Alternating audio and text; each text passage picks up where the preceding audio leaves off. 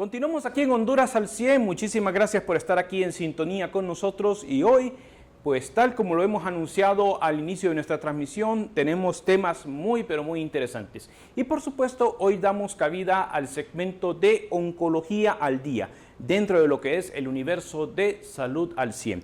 Y precisamente como siempre, como todos los miércoles, es un gusto poder estar aquí interactuando con la licenciada Ana Marcela Jiménez, directora del CEPPT, que hoy tenemos un tema muy pero muy interesante y que le vamos a dar desarrollo en esta oportunidad. Y como siempre les invitamos para que ustedes puedan interactuar a través de nuestras redes sociales y nos referimos al manejo del dolor oncológico a través de la fe y de la espiritualidad.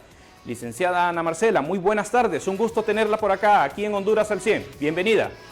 Hola, ¿qué tal? Un gusto. Para mí también es un honor y un orgullo estar nuevamente con ustedes, pues tomando la segunda parte de este tema que es sumamente importante para las personas, ¿verdad? Porque hoy en día el manejo, lo que hablábamos en el programa pasado con Daniel, el manejo debe de ser integral. Y la fe y la espiritualidad son papeles muy importantes al momento de podernos desarrollar con nuestros pacientes, con nuestros conocidos o con los familiares a los que nosotros nos estamos convirtiendo en su grupo de apoyo.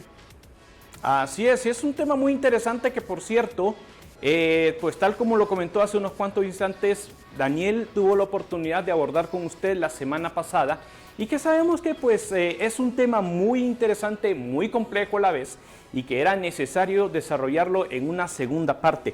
Y por supuesto, pues ahorita que quizás la gente en estos momentos se esté conectando y quizás no tenga como la noción de qué es lo que estamos hablando ahora en una segunda parte, pues me gustaría que pudiéramos compartir brevemente con la gente, licenciada Ana Marcela, de lo que ha sido la primera parte, brevemente, y después vamos a entrar ya al desarrollo del tema como tal. En la primera parte nosotros hicimos un abordaje integral, hablamos de las diferencias, ¿verdad? La importancia de la religiosidad versus la espiritualidad, los pros y los contras de cada una, ¿verdad? La religiosidad, nuestra fe, nosotros que nos declaramos confesos a una religión, nos permite vivir en base a los cánones, que son los que regulan nuestra fe, nuestra iglesia a través de la Biblia, ¿verdad? Y la espiritualidad, pues, es la búsqueda de una existencialidad positiva, para hacerlo un poco resumido. Y luego, pues, en esta segunda parte, quedamos con Daniel de ahondar un poco más en la importancia de cómo fortalecer la fe y de aprender a aceptar la voluntad de Dios. Porque nosotros rezamos, oramos y pedimos a Dios que se haga su voluntad, pero queremos que se cumpla la nuestra. Entonces, en ese sentido es lo que hablábamos con Daniel, y donde cuando no se cumplen nuestros objetivos religiosos a través de nuestra fe, vamos perdiendo ese amor y esa creencia en Dios. No olvidemos constantemente que la fe es creer en lo que no se ve, y eso es algo que se refuerza a diario, pero sin omitir que va a ser la voluntad de Dios más no la nuestra. Y hablábamos también con Daniel el hecho de que a veces tenemos que morir para vivir y dejar un legado. Si fuéramos todos inmortales, pues este mundo estaría saturado y no habrían reflexiones y no habría un montón de cosas que se suscitan a través de la muerte, ¿verdad? Entonces hay una canción que dice: si el grano de trigo no muere, solo quedará, y entonces, y si muere, vivirá. Entonces, al final de cuentas, en eso se resumió esa primera parte, y en esta segunda, pues sí me interesa hacerle ver a nuestros televidentes, ¿verdad?, que hay siempre una alternativa, que también en Honduras a veces nos cortan las alternativas. Y lo hablo y lo digo abiertamente en Honduras porque soy hondureña, trabajo en Honduras, atiendo pacientes hondureños y lo veo constantemente, y opto por mover a mis pacientes fuera del país como un segundo recurso. ¿Por qué? Porque a veces dicen, no, el paciente ya no tiene opción de vida o lo vamos a operar paliativo, y a veces las cirugías paliativas terminan siendo cirugías para acortar el tiempo de vida más que dar un cuidado paliativo. Entonces, en ese sentido, sí es importante saber también que la fe, la espiritualidad tienen un papel importante, pero la toma de decisiones a través de la fe, a través de la espiritualidad, también son sumamente importantes. Así es, muy interesante lo que nos comenta por aquí, licenciada Ana Marcela. Algo que me ha llamado la atención y quisiera formularle esta pregunta. Sabemos que muchas personas que se enfrentan a diferentes enfermedades o diferentes patologías en el campo oncológico, tal como lo comentó hace unos cuantos instantes, a veces los recursos o las opciones para poder encontrar una curación a veces son muy limitadas, y a veces la opción de terminar desahuciado viene siendo como una última opción para decir, se puede conseguir, sí, pero a un costo muy alto. Y a veces pues encontrar tratamientos que puedan servir de apoyo, en este caso de lo que es la parte de espiritualidad y por supuesto en la parte de la ciencia médica, hace de que sea muy complicado. En su experiencia como tal, quisiera consultarle, ¿qué tan efectiva puede ser la espiritualidad o la fe en los planos del manejo del dolor oncológico? A veces dicen por ahí de que a veces el ser humano como tal se enfrenta a dos paradigmas. La fe, por un lado, que sirve para fortalecer el espíritu en el caso de un desafío, y por supuesto la parte de la ciencia, que a veces pues dicen de que la ciencia puede prevenir y puede resolver todos los males, o a veces puede ser un factor 50-50. ¿Qué opina usted de este asunto? De hecho, es una pregunta excepcional, porque en esa pregunta es la parte neural del tema. ¿Qué tan efectivo puede ser? Hay estudios, ¿verdad? Como no tenemos estudios nosotros ni nacionales ni centroamericanos, hay un estudio en Chile que se realizó exclusivamente en mujeres con cáncer de mama, y fue un estudio que yo utilicé para mi defensa de tesis. Habla que las mujeres que tienen fe y espiritualidad o mezcla de ambas tienen mejores resultados, más positivos en el manejo del dolor oncológico o de las enfermedades crónicas. ¿Por qué digo oncológico y enfermedades crónicas? Porque el cáncer no solo viene el cáncer, viene la hipertensión, viene la diabetes, vienen alteraciones renales, hepáticas y una subsecuencia de otras enfermedades crónicas adicional al cáncer, que es una enfermedad crónica. Entonces, en este sentido, sí hay resultados científicos de que favorece, así como las personas positivas versus las personas negativas ante un diagnóstico y un pronóstico, tienen mayores posibilidades las personas positivas que las personas negativas. No digamos con la espiritualidad, pero ojo, con el tema de la espiritualidad y la religión, la toma de decisiones no se la podemos dejar a Dios. Las acciones las tomamos nosotros, como seres humanos operativos, operantes, y la palabra final, la decisión final, le queda a Dios. Entonces, eso lo hacemos desde la fe y de la toma de decisiones como personas con juicio y un razonamiento sano. Entonces, en ese sentido, su pregunta para mí ha sido como la esencia del tema, importantísima y aclarada en el sentido de que sí hay un resultado positivo y benéfico, ¿verdad?, del manejo del dolor oncológico. De hecho, tengo muchos pacientes de proloterapia, que es un tipo de calmante del dolor a través de métodos que no son la algología, que son más químicos, que la parte emocional tiene una implicación altísima en el manejo del dolor. Entonces, si nosotros manejamos las emociones también a través de una excelente nutrición y a través de un excelente estado mental y una fe fortalecida y una espiritualidad bien tomada y vivida, el éxito está superior que al fracaso. Así es, y algo que es muy importante y que queremos compartir con la gente, que a veces cuando un médico le dice a un paciente tiene cáncer, a veces esa palabra es como algo que todo mundo quiere evitar. O sea, cuando le dicen que tiene cáncer o que tiene un linfoma o un Hodgkin, por ejemplo, es algo que le pega fuerte, y a veces de repente ese espíritu se termina quebrantando.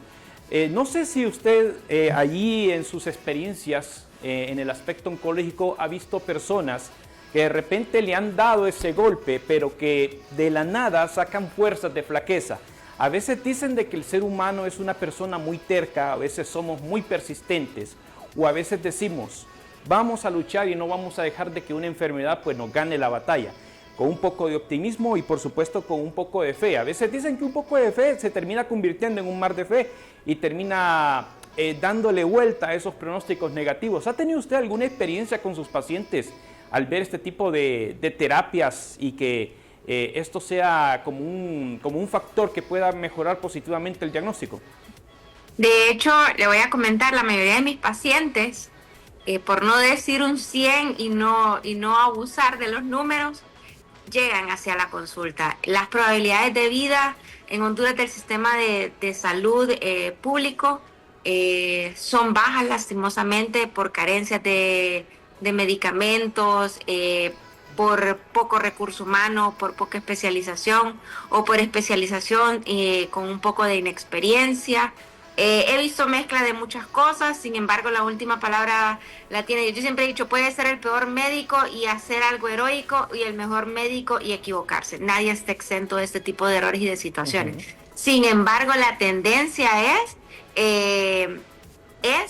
esa, ¿verdad? A que la mayoría de los pacientes pierden la fe, pero yo les digo, no la pierdan. Hay que ser como el granito de mostaza, ¿verdad? Y lo dice, si tuviera fe como un granito de mostaza.